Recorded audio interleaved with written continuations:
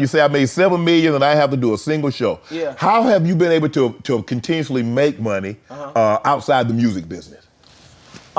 Just, you know, obviously, and you know, it's funny, I kind of regret saying that line because it wasn't like, whatever, but I say this to say, it's so many other avenues, you know, live shows, obviously, that's like, right.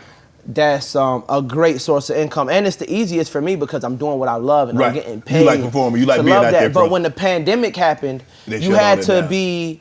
It was a blessing in disguise to the point where I've become more cognitive and aware of the business side of the music. That's when the YBN thing happened because I was able to really sit and like look at things and just be like, bro, and you know, had that convo when I'm here, like, bro, like this is not it. And again, that was like the main reason. It was obviously other small trinkets, but that was the main reason. But going back to the original point was just like the blessing of the pandemic was I was able to like be more cognitive and aware of business. Okay, be more open to like, okay, learning about real estate, learning about stocks and bonds, SEP IRA accounts, Roth accounts, open up UBS, private equity firms, just learning and being more receptive and open to information, being more aware of like my brand. That's why I came up with high level, like how I want my music videos to be, how I want to be approached and seen visually. Right. One of the bad things about the pandemic, I think I became even more of an overthinker, but that's a whole nother story. It gave me too much time to think. A lot of time. It gave me enough time to think to where, okay, I got to get my business together. I got to become more proactive when it comes to business, but also maybe overthinking. Then you overthought it. Absolutely. And so sometimes you can be a prisoner of your own thoughts. Absolutely. The idle mind is the devil's playground, like grandma say. So I love your granddad's quotes, by the way. Your granddad got some bar. I'll be like, ooh, that's a bar. Ooh, that's that Southern. You know, I grew up in that Southern. You know, that North Carolina, same thing. So I got a lot of the same stuff. But you know, again, being open to a TED Talk before the pandemic, I wasn't. You weren't thinking there. I wouldn't even have been thinking of a TED Talk, which opened so many lanes for me. Like I can get paid now to do public speaking. To do motivational speaking at colleges to where I don't even got to pay. Let's say a show I get paid $200 grand. I still got to pay for flights, hotels, and not saying that's the number, but just using that as a ballpark. Right. I still got to pay flights, hotels. I invest in my show. I play with a live band. Right. I got my own lighting rig that we ship over. We got that's lighting program. We got a video wall screen. I got the best mic system. You know, I invest in my show.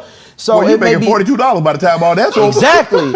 And again, that's not the exact number, but you get what I'm saying, especially if you're a real artist. Right. Because I care more about performing a great show versus some people, they get that 200, they just be them and they DJ and they gonna walk away, but they done messed up their hard ticket sales because it's like I could have just sat at home listening to this shit in the car. Radio. So I say this to say me being more proactive and realizing it's brand opportunities. I can, you know, I have a, you know, this is my Puma high level. Again, shameless plug. This is my shoe right here, dog. We gotta get you a pair of these too. You know, I call these the janky all blacks. You know what I'm saying? Like, do they got a different color all black? I mean, yeah, I got you. Okay. They got gray, red. Yeah. I can send you some unexclusive, unreleased joints. Okay. You may be past the all black janky phase I'm about to be 55. I don't know if I'm gonna be walking around an all black shoe at 55. Yeah. Now listen, I'm still in a little janky phase of my life. Whenever I gotta get gritty, nitty gritty, you know, like man, this producer, man, we gotta put the ski mask on, throw your all blacks on. Okay. You know, these my sneakers right here though, but shameless plug. But you know, me being able to do things with, you know, Puma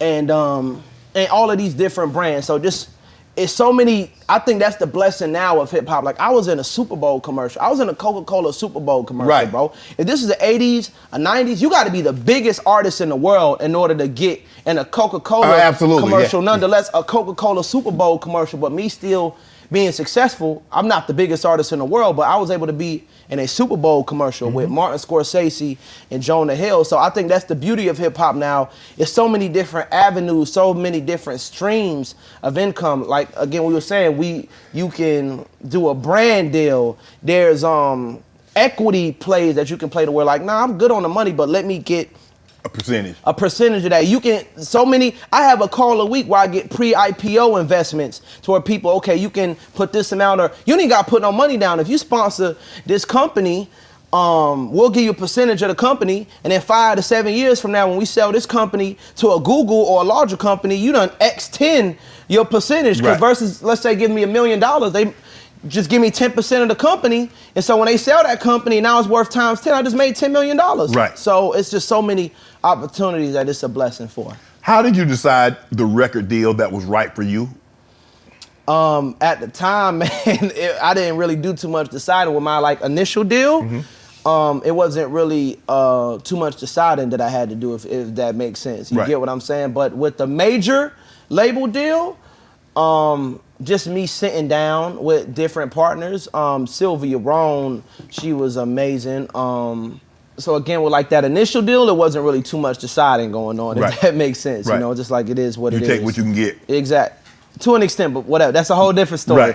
But with my major label deal, I think Atlantic, Julie, Craig, Kaiser, Success, Dallas, all of them was just the energy that was in the room at the time. You know, it was just a lot of energy going on, and they hustlers and they like grinding. You know, they like putting in that work, and so I just like to be in an environment to where like I'm a priority. I love to go. Because a lot of, even not just with a major label, you'll notice it with like an agent or lawyers, a business manager, what they do, they name drop. They'll be like, oh yeah, we represent this person, they think they gonna get you just cause they got all these other big names. But it's like, I'd rather go to where I am a priority, where I'm loved, versus where I'm just an extra name on the roster for you to go to other clients and get them because you're using my name. So I'd rather go to where I'm a priority and I'm loved, you know? I read where you is it true that you live with your manager as you are a millionaire, you done made millions, and you living with your manager? Yeah, I was living with my manager. Yeah, man, listen, dog. I was just, that was to overextent.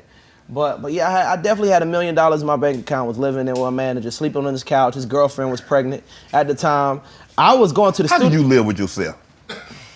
Hey, it was pretty good. Looking at that bank account, I was like, "Hey, dinner on me tonight, y'all." Look, dinner on me tonight, y'all. But I did the same thing. I lived with my grandmother. I lived in the house that my brother and I got for my grandmother, and I was $1 million. Had a Ferrari parked outside of. But I woke up, I was like, man, I'm still living in my grandma. I'm still living in my back was hurting one day. I woke up. My bad to cut you off. I woke up. That couch wasn't hitting like it was supposed to. I'm like, let me go get my own spread. Let me get a spot real quick. And then I was still figuring out if I even wanted to get a spot in that area, you know. So it was. Shout out to him. What's been your, since you've made some money? What's been your favorite? What's your favorite purchase? Probably buying real estate. Buying my mom a car. Taking care of family, you know, just like, and not like taking care, because I don't want to make it seem like my whole family just like, here, Cordae, what you gonna do for me? But just like being able to be a blessing to others, you know, like truly, like that, what really fills me, like being able to be like, oh, we can do this. How do you know how many blessings to hand out? Because sometimes, you know, they can think you're a godlike figure and just like the blessings are unlimited. Yeah, absolutely. I got great advice from J. Cole from that. Treat it like credit. You know what I'm saying? Just like, okay, you done borrow from the bank. If you ain't pay off your loan or whatever the case may be, you in the 500s now. But then also just not only blessings that we're able to present are just money. A lot of the times, the biggest blessing we're able to present is opportunity. Correct. You get your foot in the door due to this because of I've done kicked the door down for us. Right. So learning to plant those type of seeds in fertile ground versus planting seeds in infertile ground where you just keep having to plant it, keep pouring your water in it, but nothing's coming out of it. And so just investing in people that's going to make the most out of the opportunity versus people that's like entitled and just going to do like the absolute bare minimum versus people like, yo, because I feel like gratitude is just so important, man. Like even when somebody take care of my dinner, I'm like, man, I appreciate you. I'm starting to learn, not even learn, but just show gratitude at the highest level. Like I've always had gratitude, never had, again, we raised in the South, we say please and thank you for everything. Yes, sir. Always No, have gratitude. Sir. Yes, ma'am. No, but ma'am. now I'm appreciative for just this tiny, man, the fact I done had daggone Escalade had to come and pick me up from the house to bring me here. Right. That's a blessing. Right. You get what I'm saying? So being appreciative of what we almost consider small things but are so huge. So just having people around that's grateful for the opportunity. Gratitude. You don't gotta get down on your hands and knees every day now, but just sometimes you show appreciation with your actions as well. So that's one thing I'm really learning is learning how to plant seeds in other people and give them opportunities for fertile ground, because that's worth a lot more than just sending you a wire, you know? Have you had any purchases that you regret? Like, damn, why did I buy that? That was so unnecessary. I bought a house in Atlanta. Oh, well, you good, cuz. You good. Yeah. And I know long term it's gonna be good, but man, I had a car out there too. I had a house and a car, and And, you know, thankfully, I'm super blessed. Like, I own houses in different states. Some for rental properties and some just for whenever I go back home, I got somewhere to stay. So I bought something in Atlanta, a crib in Atlanta, a nice crib, too. A super nice crib. Had a car that was just out there, but I am never in Atlanta as much as I thought I was going to be. And so I just shipped my car actually back in D.C. to where I'm out there a lot. You out there more. So I'm just like, you know, I'm just sitting on this car, you know, but it's a blessing, though. I won't even look at that as a bad purchase because it's still real estate. I can always sell it. I can always do whatever. It's whenever I got family in town, my mom don't live too far from Atlanta. She go, just stay there, etc. So I won't even call that a bad purchase. You ain't buy no jewelry, no watch, no car? No, to be honest, I haven't been like you know, this is Patek Philippe, baby. I can always get my bread back. You know what I'm saying, for this. Now, this is a gift, actually. But I don't really think I've spent like too much outlandish stuff, because even on clothes, like, you look good, you feel good, you feel good, you do good, they pay good. And then also, that's a business expense. It's a write-off. I can't really think about bad money, because even if I spent, like, say you go to the strip club one night, you drop $5, it would never be a outlandish ass price. You know, when you go to the club or you go like the casino, I'm gonna drop $500 maximum. You know what I'm saying? Like, I go to the club, I've never spent $1 at the strip club. What you paying, $1 slot? You be paying penny slot. No, I be playing the roulette tables. $25 minimums. I ain't dropping too much on. Listen, I'll bet on myself. Right. Like, even on certain music videos, like, a label will be like, okay, based on our projections, amount of views we think this video gonna do, we're gonna give you $75,000 for this budget. But the creative plan that I have, the video costs $200,000, and so I'll spend out of my own pocket the difference in that, 120 G's on a video, but I look at that as investing within my brand, within my career, within how I'm presented, my visuals. Want to give the fans a great video. So honestly, man, I'm not gonna lie, I haven't made like too much like really dumb purchases.